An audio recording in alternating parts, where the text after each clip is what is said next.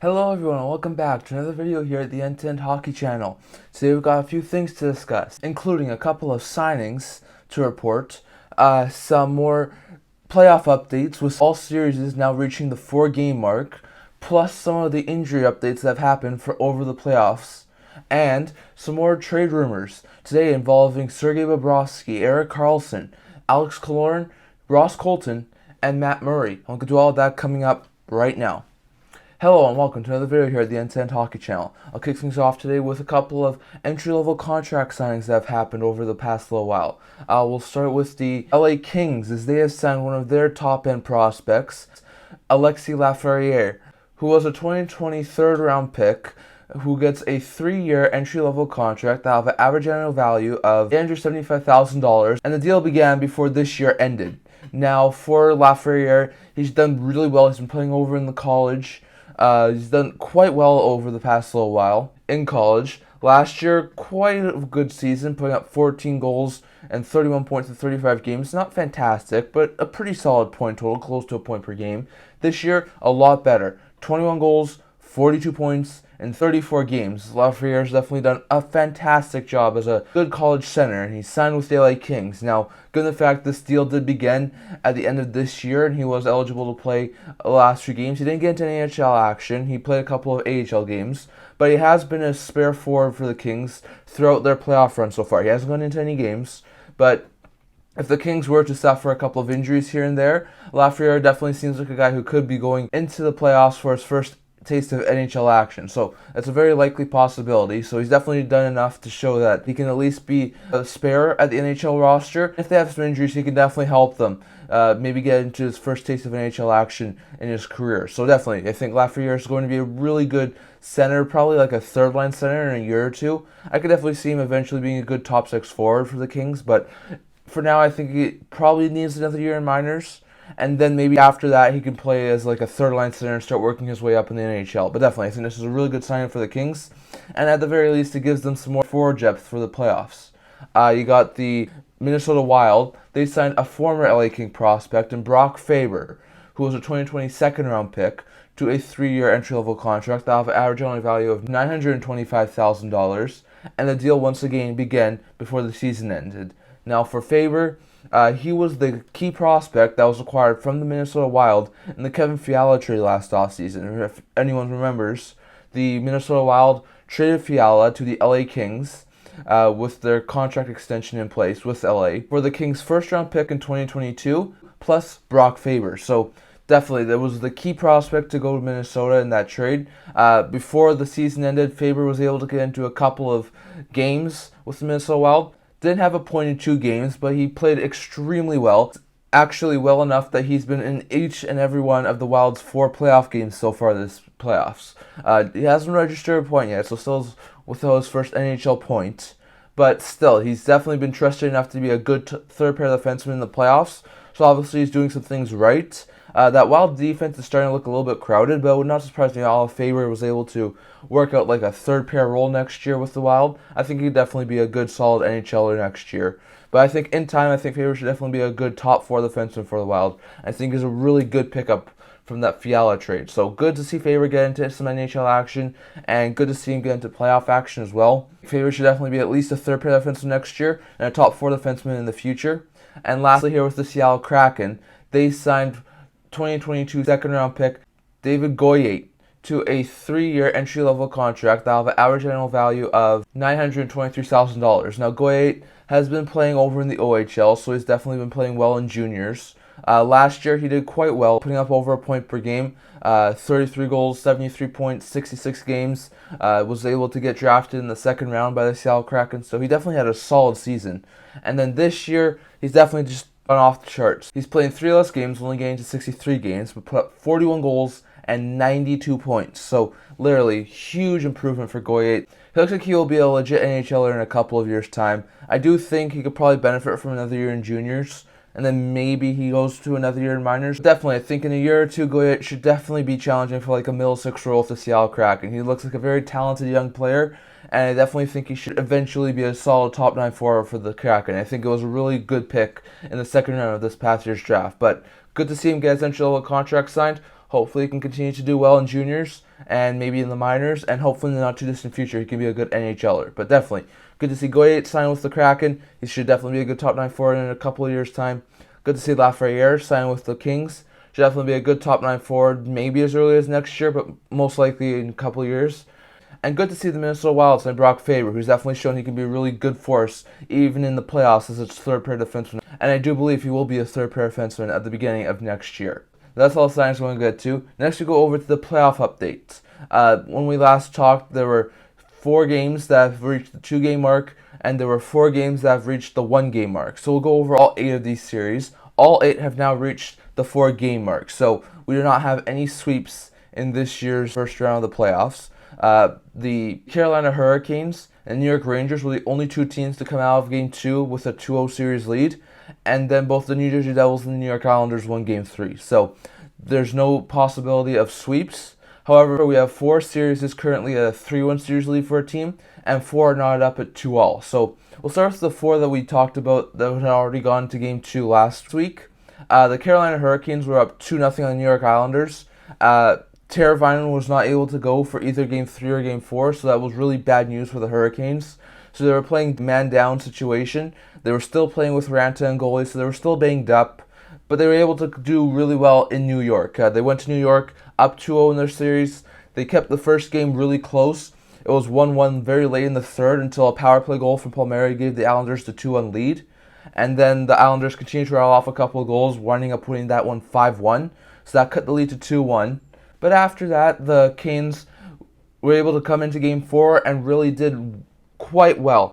They were able to get a quick 1-0 lead in the first. They were able to get up to a 4-0 lead before the Islanders were able to score. And they were able to finish it with a good 5-2 victory over the New York Islanders. And even though they had so many offensive injuries going into these 2 games in New York, guys like Seth Jarvis, Sebastian Aho, their power play's been legit scary. So I definitely think that there's a lot of things going for Carolina. They're now up 3-1 in their series going back to Carolina. So definitely looks like they've done really well. Ranta's been able to contend with Sorokin as a really good goaltender. That defense looks good. They're getting offense from their defense. The power plays look scary. So the Carolina Hurricanes definitely looked really good. I predicted the Islanders in 5. So obviously I thought the Canes wouldn't be able to put up too much offense with guys like Svechnikov and Pacioretty out. And even with Svechnikov, Pacioretty, and now Teravainen out, they're still putting up offense. So definitely, looks like the Canes are most likely going to win this series. Up 3-1 going back to Carolina.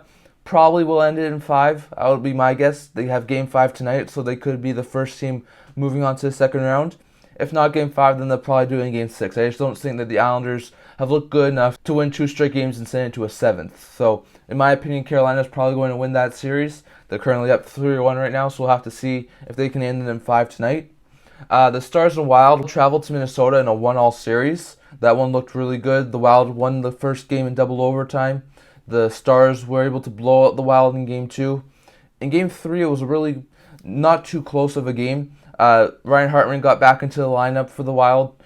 He was a huge force for them. Marcus Foligno had a really great game. That Wild team was able to come away with a 5-1 victory over the Stars, so they were able to get the 2-1 victory. Looked good. The Wild were definitely able to shut down the Stars' offensive attack, but it was the Jake Ottinger show in Game 4. Ottinger made a whole bunch of good saves in that game, allowed the Stars to get 2-0 and 3-1 leads. They would surrender a goal late to make it close, a 3-2 game, but that's the way the game ended, 3-2. So definitely Ottinger showed that he can be a really talented goalie. And this series goes back to Dallas tied at 2. I think this is a really competitive series. I think this series could go either way. I did pick Dallas in 6. I still think Dallas could win in 6, but the Wild are showing that they're not going to go down without a fight. So definitely, it's been a really close, good series. Definitely a very physical series. I would not expect that to change at all in the near future. As for the Edmonton Oilers and LA Kings, that one went back to LA in a 1-all draw. LA was able to force overtime, and I know it was really of a controversial play. I'll show you the clip here. But as you can see, there's definitely been a lot of discussion that did Gabriel Velarde's stick touch the puck? If the stick did touch the puck, it would have been a high stick call. The play would have been blown dead. If it wasn't, this play would have continued to go. And the play did continue to go and led to this overtime winner from Trevor Moore. So there's definitely been a lot of discussion about that. I'd like to hear your thoughts down in the comments. Did you think that puck touched Gabriel Vilardi's stick, or did you think that was just too hard to tell and it should have remained a good goal for the Kings? But either way, Kings won in overtime 3-2. They were able to get that 2-1 series lead. Then they went into Game 2. It was a really back-and-forth game. Kings were up 3-0 after one. Oilers brought back to 3-all into the second. Both teams scored in the third, so they went to 4-4 again into overtime. And this time, the Edmonton Oilers were able to get the win thanks to Zach Hyman. So, 2 overtime games. One goes to LA, one goes to Edmonton, and this series goes back to Edmonton at 2-all. So, I definitely thought this was going to be a very tight series. I did pick Edmonton in 7. I definitely still think Edmonton could win in 7, but I also think that the way that they've played Edmonton, LA could probably also win in 7 as well. So I think this is a series that's most likely going to 7, but definitely these two teams have been really, really tight. They still remain tied, going 2-2 back to Edmonton. The other series that went back to Florida was a 1-all series between the Bruins and the Panthers, and that one was a really tight series. Florida barely lost Game 1 3-1. They were able to come back, win Game 2, I think it was like 6-2 or 6-3 over the Bruins, so they had the momentum going back to Boston, and Boston was not able to dress either Bergeron or Krejci for their 2 games in Florida, so you would think that the Florida Panthers would have a huge chance to pull off some major upset to at least get the split with the Bruins, but that wasn't able to happen. Boston was able to get a 4-0 lead in Game 3, so well that the Panthers pulled Lyon, put Bobrovsky in. They got a couple late goals to make it close, but they did wind up losing 4-2. In Game 4, the Panthers started Bobrovsky, and they still got the same result. 6-2 loss to the Bruins in Game 4. So definitely Boston showing their dominance even without their top 2 centers. They're now just a win away from the second round, so definitely doesn't look good for Florida. I think they can maybe win 1 game. I would once again say Boston probably wins the series in either 5 or 6 games. They did pick Boston to win in 6, so I think it's possible. Maybe this thing goes back to Florida, but with the way Boston's showing that their killer instincts are activated right now, I definitely think that it's quite possible that this is Boston's series to lose. So definitely, Boston's up 3-1. They'll play tomorrow, so they can have a chance to clinch tomorrow. The other 3 series play today, so we'll have to see who gets the series advantage right now between the Minnesota Wild and Dallas Stars, Oilers and Kings, and we'll have to see if the Canes can wind up ending their series tonight against the Islanders up 3-1. As for the other 3 series that have now gone from Game 1 to Game 4 since we last talked, first we'll talk about the Toronto Maple Leafs. They had just lost a really bad game to the Tampa Bay Lightning, 7-3. They were going into their Game 2, down 1-0. There were a lot of people who thought that Toronto just doesn't have it in them again this year, but they have shown otherwise. First, in Game 2, blowout of the Tampa Bay Lightning. They gave Tampa a taste of their own medicine. They lost 7-3 in Game 1. They won 7-2 in Game 2. So Toronto was able to level that series at 1-all, going back to Tampa. And in Tampa, they were able to steal 2 games from them. First, they were down for a big chunk of the game. They were down 3-2 with only a minute left until Ryan O'Reilly tied the game at 3-all. And then I'll show you a clip here. But the Maple Leafs were able to get the OT winner for Morgan Rielly. So Rielly definitely had a really good shot there from the point. So good to see Rielly get on the board. And good to see the Leafs win a game that they probably wouldn't have won a year or 2 ago. And then in Game 4, they did not do too well in the first 40 minutes. We're down 4-1. But then they just activated a switch and they started to push. Matthews scored 1. Then Matthews scored another. Then O'Reilly tied it up. They got 4-4. It went to overtime again, and I'll show you another clip here. As you can see, Mark Giordano took a point shot. Alex Kerfoot deflected it. It was another overtime winner in Tampa for Toronto. They're up 3-1 going back to Toronto. I definitely think that this Toronto team looks different, and they look lethal. They were able to steal 2 games away in Tampa, and 2 games that they would probably not have won in the past couple of years. I mean, if you look at some of their other ones, they would usually not be able to come back from a 4-1 deficit. They were able to not only come back from a 4-1 deficit, but win it in overtime. So this Leafs team looked lethal. Now, that's definitely not a guarantee that they'll win the series. They've blown series leads before. You go back to a couple of years ago, and I think 17 or 18, when they had a 3-2 series lead against Boston. They wound up losing that series in 7. You look at when they played the Montreal Canadiens in the shortened season. They had a 3-1 series lead there. They wound up losing in 7. So it's definitely far from over. But if the Leafs can win Game 5 or maybe even Game 6 in Tampa, they can finally move on to the first round and kill the demons of them finally making the second round. And I did pick the Leafs in 7. I definitely think that the Leafs could definitely win in less than 7, maybe 5 or 6 games. But definitely, Leafs look really scary. I definitely think the Leafs could definitely finish it off in Game 5 or Game 6 against the Bolts. They just look that good. You go to the Colorado Avalanche and the Seattle Kraken. Kraken were able to get out to a 2-0 lead in Game 1. But then the Avs would score 3 unanswered, take that game 3-2. Looked really good. Both teams went back to Seattle for the first ever game at Climate Pledge Arena. There was a really close game. The Avalanche were up 3-1. The Kraken brought back to level 3, all going to the third. But then the Avalanche players started to take over the game. McKinnon, Rannon, Makar, the superstars that the Kraken don't really have. And they were able to come away with the 6-4 victory over Seattle. So, take a 2-1 series lead going into yesterday's action. And then the Kraken got another 2-0 lead. They blew it again. It was 2-2 going to overtime.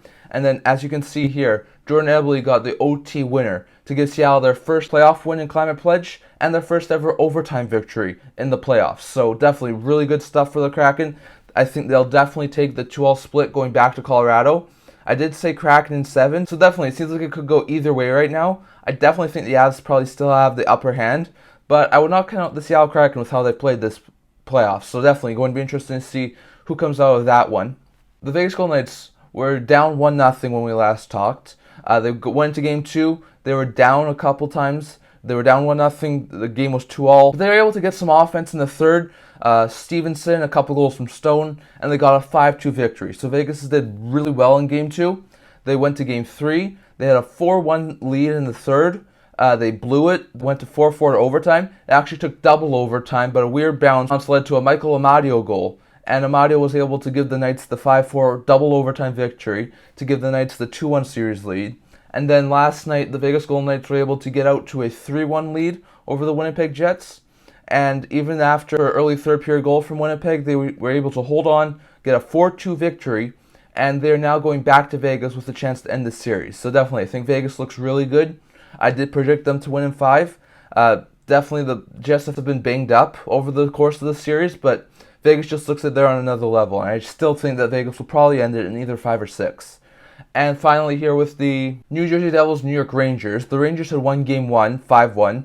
As we talked about, they're only the second team to have a 2-0 series lead. They won Game 2, 5-1, so convincing fashion going back to New York to try and end the series.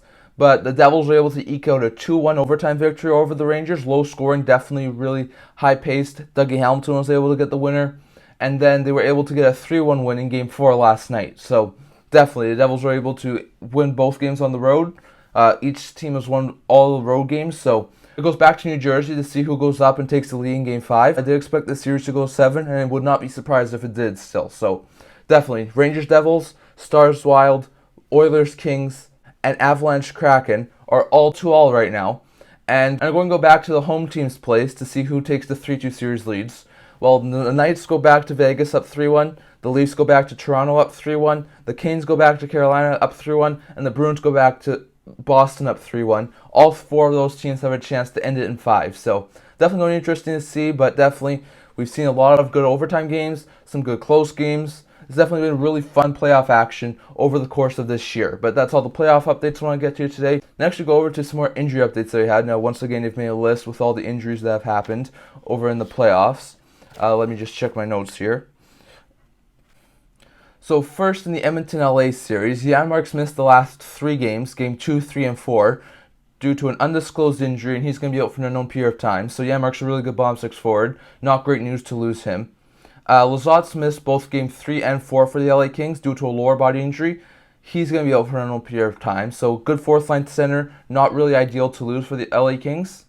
But Kevin Fiala, who did not play Games 1, 2, and 3, and had been out for about 3 weeks due to an undisclosed injury, was able to return in Game 4 and was able to make his first appearance in the playoffs.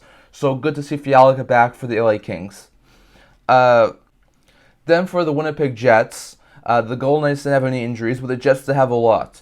Josh Morrissey left Game 3 for the Jets, did not return, has been ruled out of the series, so just not great news for the Jets to lose their top defenseman who was having a career year. David Rick did not back up Game 4 due to a lower body injury. He's going to be out for an unknown period of time. not great news for the Jets. Rittich is backing up Hellebuyck, so as long as Hellebuyck stays healthy, they should be fine. But Rittich's an okay backup, so losing him, especially if Hellebuyck is injured, is not great news. And Scheifele has an upper body injury, and he left last night's game due to it, and he's going to be out for an unknown period of time. So it doesn't sound like Scheifele will probably be back in the not too distant future for the Jets, and it does sound like Scheifele could miss some time. So not great news for the Jets to lose so many key players. As for the Colorado Avalanche, Lars Eller was a bit banged up after Game 2, but did wind up playing Game 3 for the Avalanche, recovering from his undisclosed injury. Andrew Cogliano, who had missed the first couple of games and had been out for 1.5 weeks due to an upper body injury, was able to return and get into Game 3 and 4 for the Avalanche, so good to see him back. He's a really good bottom six forward. Meanwhile, other bottom six forward, Darren Helm, was able to get back into game action in Game 2 for the Avalanche, but then suffered a lower body injury and is out for an unknown period of time, missing Game 3 and 4. So, in with one bottom six forward, out with another for the Avalanche, just not great news for the Avalanche. Then for the Wild, Ryan Hartman, who had missed Game 2 due to a lower body injury, John Klingberg, who had been out for about a week due to a lower body injury, and Joel Eriksson Ek, who had missed about 2 weeks due to a lower body injury, all returned for Game 3. Now for Eriksson Ek, he only got one shift, left the game again, and is now currently out with a lower body injury, and he's going to be out for an unknown period of time. So just not great news for Ek. He continues to be injured. I would not surprise me at all if he missed the rest of the series. So just bad news for Ek, but good to see Hartman and Klingberg get back. For the Bruins, Ullmark was a game-time decision due to a undisclosed injury for Game 3, but he did wind up going, so good to see that Ullmark didn't miss any time. He continued to be good for Game 3 and 4. For Krejci and Bergeron, both still out right now. Bergeron has an undisclosed injury. He still hasn't played a game in the playoffs yet. Krejci missed both Game 3 and 4 due to a undisclosed injury. He's still going to be out for an unknown period of time. It's just not great news for the Boston Bruins to lose their top two centers. There's also some talk that Bergeron could make Game 5 for Boston, so that could be good, exciting news for Boston. Both Anthony Duclair and Aaron Ekblad missed Game 4 due to injuries. Both have undisclosed injuries and are going to be out for an unknown period of time. Ekblad's their top defenseman, so losing him is really going to hurt the Panthers. Duclair's a really good top six forward, so losing him for any significant period of time as well is going to hurt that team. Then in Tampa, you got Tanner Jeannot, who was able to return in Game 2 after missing Game 1 and being out for 2 weeks due to an undisclosed injury. So good to see Jeannot, who was a good trade deadline acquisition, be back for the Tampa Bay Lightning. After missing Game 2 due to injury, Victor Hedman was able to return in Game 3 after recovering from his undisclosed injury. And then Brayden Point had a really scary injury in Game 3 against the Leafs. I'll show you a clip here. Remember, all clips are credited to Sportsnet. But here's a clip of Point going hard into the boards and really looked shaken up after the play. But he was able to return to that game, surprisingly. And then he was a game-time decision for Game 4 and did go after he was a game-time decision with a undisclosed injury. So just great news to see Point, Hedman, and Jeannot all in the lineup now. And lastly here with the Islanders and the Canes. Islanders were able to get Alexander Romanov back in Game 3 after missing about 3 weeks due to his upper body injury. And he was able to be a good top four defenseman in Game 3 and 4 for the Islanders. Meanwhile, for Carolina, Teravainen does have a hand injury. He did have surgery. He is going to be out for the rest of the series, so not great news for the Carolina Hurricanes. Meanwhile, Frederik Andersen, who has been out for each of the 4 games for Carolina, has an injury, is out day-to-day right now. And Jack Drury, who went hard into the boards in Game 4, left the game. He's out right now, upper body injury, and is out day-to-day. So that's the injury update so far for the teams in the playoffs. There's definitely probably going to be more before we talk about Thursday, and then more before we talk again on Tuesday next week. So definitely probably going to be some more injuries. Definitely it's been a really physical first-round series so far for most of these teams. But that's all the injury updates we're going to talk about for today. And next we'll go over to the trade rumor part of the video. So we'll start with the Toronto Maple Leafs, as there have been a lot of talk recently that the Toronto Maple Leafs will probably move on from Matt Murray after the season. So Matt Murray was brought in the offseason last year to make up half of their duo with Ilya Samsonov. The Leafs were able to take on 2 draft picks to take on Matt Murray's contract. Murray was just being a good, decent backup goaltender for the Leafs this year. if he was able to stay healthy, and that's something that has been really eluding Murray this year. Murray was only able to get into 20 games last year with the Ottawa Senators, put up a 3.05 goals against average and a 906 save percentage. This year with the Maple Leafs, only able to get into 26 games, had 3.01 goals against average and a 903 save percentage. So hasn't done overly well this year. Still not doing well and not getting into very many games. So I definitely think it's quite possible that Murray's let go by the Leafs. They have a good young player in Justin Wall who looks to be possibly a good backup. And they could also go out and try and acquire a goalie via free agency or trade. But I just think with all the injuries that Murray's had, I don't think he's a really good fit with Toronto as like a tandem goalie. Maybe the Leafs try and do something like they did with Mrazek last year, where they maybe move down a couple spots in the draft to try and move on from Murray's contract. He's only got a year left, and he's only making about $4.8 million with the Leafs right now, so it would not surprise me at all if the Leafs try and move him somewhere. And if they weren't able to move him, maybe they bomb out. I think that's another possibility. But definitely think that Matt Murray and his time in Toronto is coming to an end. I definitely think that the Leafs will probably look for a different option in goal. Whether it's Joseph Woll from the minors or whether they go out and try and acquire one via trade or free agency, I just feel like the time is almost over in Toronto for Matt Murray. And I definitely think whether it's via buyout or via trade, he will most likely be gone at the end of the season. For the Toronto Maple Leafs playoff rival right now, Tampa Bay Lightning, they have a few questions with their forward group going into the offseason once they get there. Erik Karlsson is currently a pending unrestricted free agent. And class where you have guys like Kane, Tarasenko, Patrice Bergeron, a couple of good veteran players. Killorn was actually the player who put up the most points out of this free agent class. He had 25 goals and 59 points in 82 games last year. He was able to top that this year, putting up 27 goals and 64 points in 82 games. So he's definitely been a really healthy forward. He's been a really productive forward. Losing guys like Blots over the past couple of years have led to Killorn getting more of a roster time. And with the increased role in the top six, Killorn's definitely been really producing well. So he's currently making 4.45 on his cap hit. But with how well he's played and with the abundance of teams looking for forward help, I could definitely see him getting like somewhat of a 3, 4, 5-year deal at something like $5 to $6 million. And at that cap hit, I don't think the Bolts will be able to keep him. Sort of like what Palat did last year when he signed a 5-year, $6 million deal with the Devils, something out of Tampa's price range. I think that could definitely happen with Erik Karlsson this year. So definitely going to be interesting to see, but it looks like Killorn started to price himself out of Tampa. And it would not surprise me at all if he wound up going to free agency. As for the Tampa Bay Lightning's other forward, Ross Colton, he's a little bit different. He's an RFA right now, currently making a $1.13 million cap hit, so not too much, but he does have arbitration rights, so that could be a very difficult thing for the Bolts.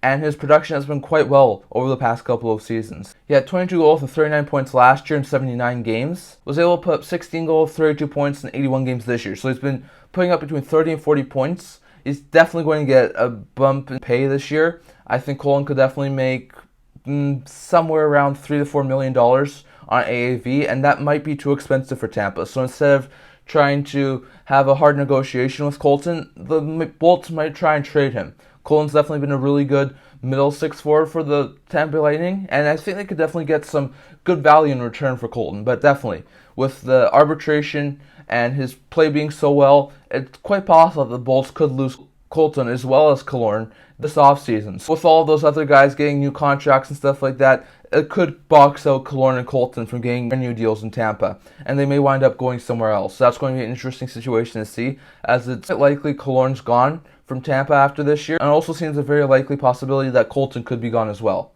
And lastly here with the big trade I just wanted to try and discuss between Sergei Bobrovsky and Erik Karlsson. Now, this is just my opinion, but there have been a couple times ever since the Erik Karlsson trade has been rumored that the Florida Panthers would come up as a team who could definitely use a guy like Erik Karlsson.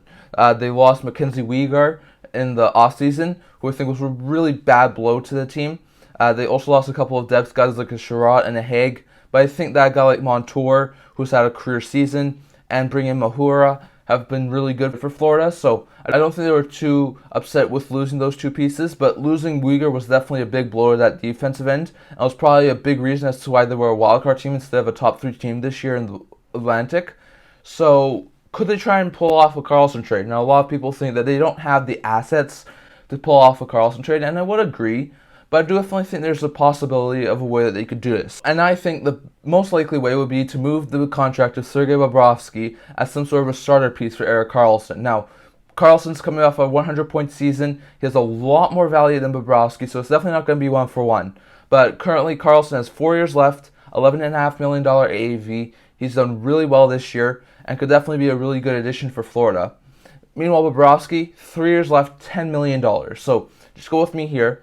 But I say if the Panthers were to retain $1 million on Bobrovsky and trade him to San Jose as part of an Erik Karlsson deal, that would definitely help the Sharks. The Sharks are trying to save cap space because they're trying to go through a rebuild right now.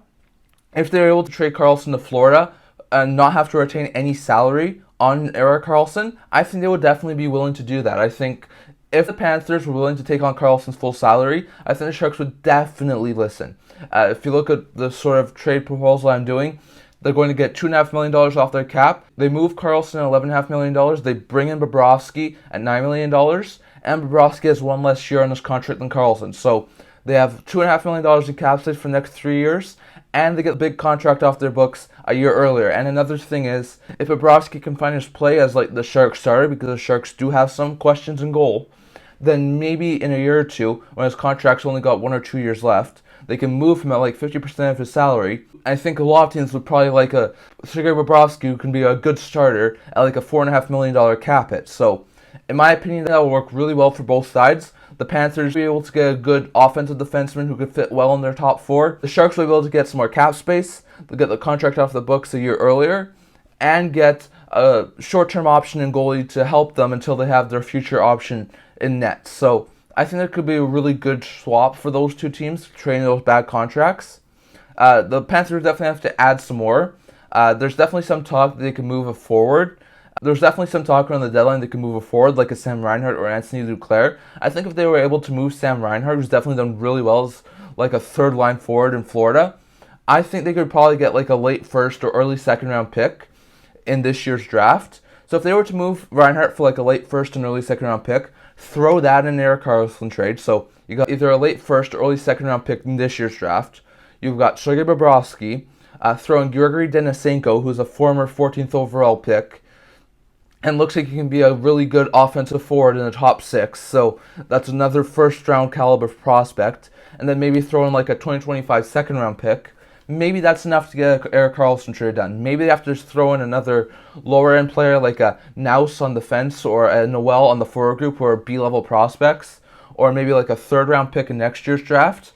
So maybe you have to throw in another little thing like that. But I think if you have the basis of like Bobrovsky at $9 million, Denisenko, a first-round pick or second-round pick that they get for a Sam Reinhart trade, and a second-round pick in 2025, I think that would be a pretty good haul for the San Jose Sharks. And I know that would really deplete that Panthers team with draft capital a lot more, and they would have to give up Sam Reinhart. But I think it would be worthwhile to trade for Erik Karlsson, especially given the fact it would help that offense. So, in my opinion, would be my mock trade if I were to guess. But it would be Karlsson to Florida as full $11.5 million cap hit, going back to San Jose, Bobrovsky at a $9 million cap hit, Denisenko, whatever compensation, whether it be a late first or an early second round pick in this year's draft they get for Sam Reinhart, and a 2025 second round pick, plus if they need to, a third round pick in next year's draft or a B-level prospect like a Noel.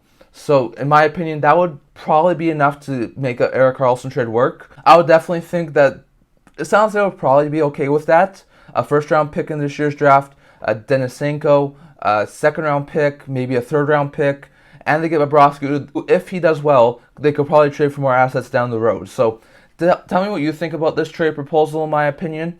I think this would be a really good trade for both sides. I'd definitely like to hear your opinion. Could Karlsson wind up going to Florida for a package that could include Sergei Bobrovsky? I think it's a definitely possibility for the San Jose Sharks and the Florida Panthers, but definitely would love to hear your opinion. But that's all I'm going to talk about for today. Remember to like this video and subscribe. I also do a blog, which I'll leave a link to that in the description below. And I can't wait to see you guys all for another video in a couple of days.